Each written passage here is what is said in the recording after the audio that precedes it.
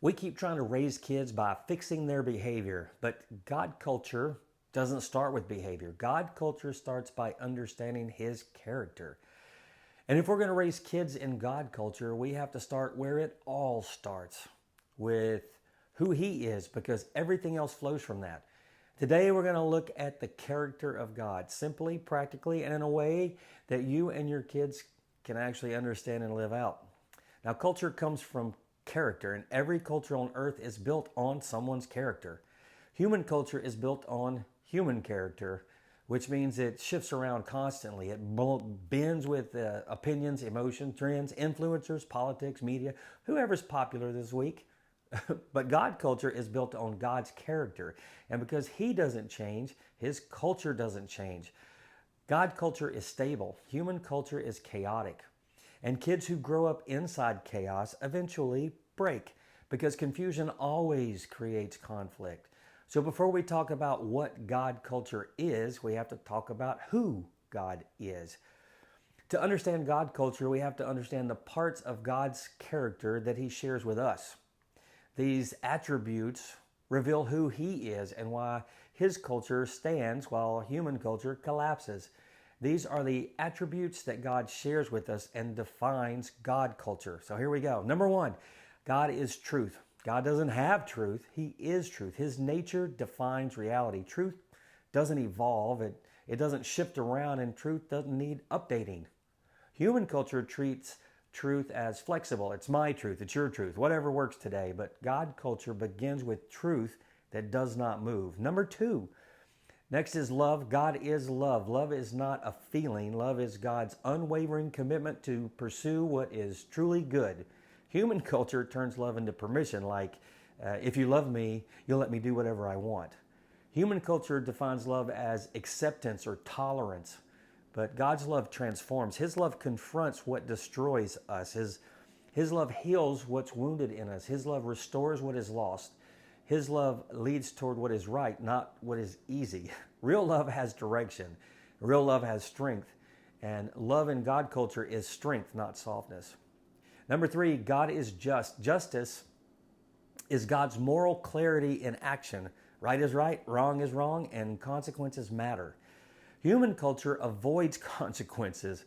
God's justice brings alignment. His justice restores order. His justice reveals truth. His justice anchors what is slipping. And justice is not cruelty, it's the world returning to what is right. Number four, God is holy. Holiness means set apart, different, distinct, pure. God does not bend with culture. He stands above it, unmixed, unchanged. Human culture bends to pressure and tries to fit in. God's holiness establishes the standard, and holiness reveals a God who cannot be reshaped by the world, but who calls the world back to Himself. Number five, God is good. Everything God does springs from moral perfection. Nothing corrupt, nothing twisted, nothing self-serving. Human culture redefines good around trends, emotion, and convenience, but God's goodness is fixed, it's steady, and it's trustworthy. Goodness is the posture behind all His actions, the purity that shapes every attribute of His character. Number six, God is merciful. Mercy is God moving toward the undeserving with compassion, and human culture celebrates judgment without mercy. But God lifts the fallen. He moves toward the weak. He heals what is broken. Mercy reveals the tenderness of His character.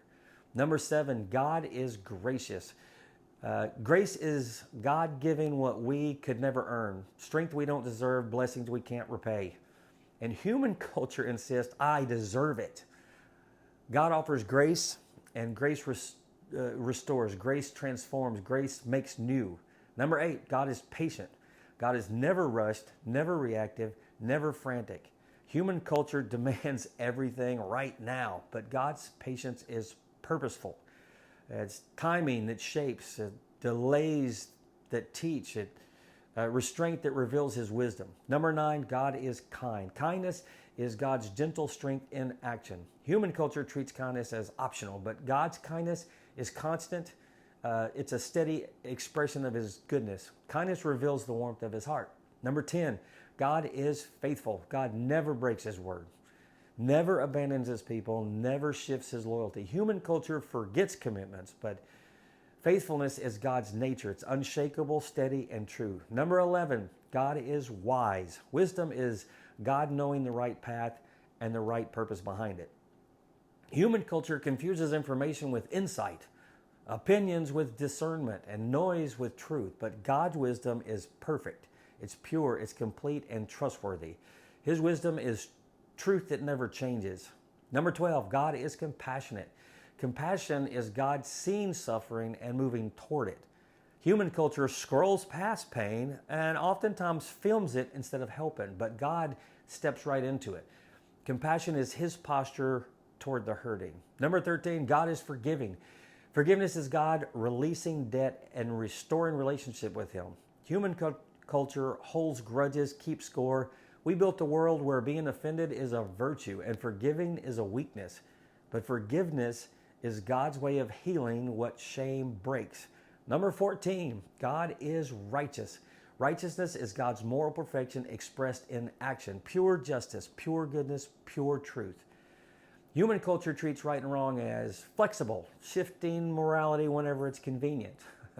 But righteousness stands firm even when society calls evil good and good evil. And number 15, God is jealous. Jealousy is God's fierce protection of what is good and true and His. Human culture misunderstands jealousy, treats it like insecurity or control, but God is jealous when we give our hearts to anything that replaces Him, when we make decisions without Him, as if His wisdom doesn't matter. His jealousy is not insecurity, it is love protecting what belongs to Him. Number 16, God is peace. Peace is everything operating exactly the way God designed it. Human culture creates disorder and confusion always leads to conflict. In His presence, disorder dissolves, confusion settles, and harmony returns. Number 17, God is purposeful. Nothing God does is random. Nothing is wasted. Nothing is accidental. Everything He allows shapes us, teaches us, or refines us. And human culture is directionless. God directs, and purpose flows from His character. Now, these attributes are the foundation of God culture. Truth that does not move, love that restores, justice that aligns, holiness that stands apart, goodness that brings life, mercy that lifts, faithfulness that steadies, wisdom that guides, and compassion that heals. This is who God is. And in the next video, I'm going to contrast this with human culture, a culture built on instability and of human character. If you want to understand the world your kids are growing up in and why it feels so chaotic, don't miss the next episode. I'll see you there.